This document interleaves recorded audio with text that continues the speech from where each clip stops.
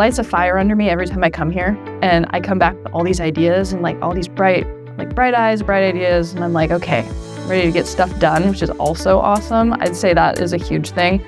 Even from being here today and being a mentor, like I'm like, okay, got all these things that we want to do. We need to do these when we get back.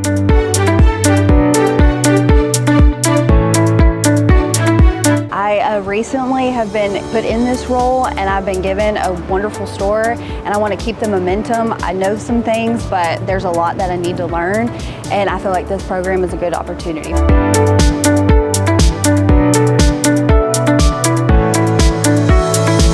The knowledge and centuries of experience that, you get to come and listen and learn and, really hone in your skills of how to be a leader. The entire time you're here, you're just getting filled with knowledge.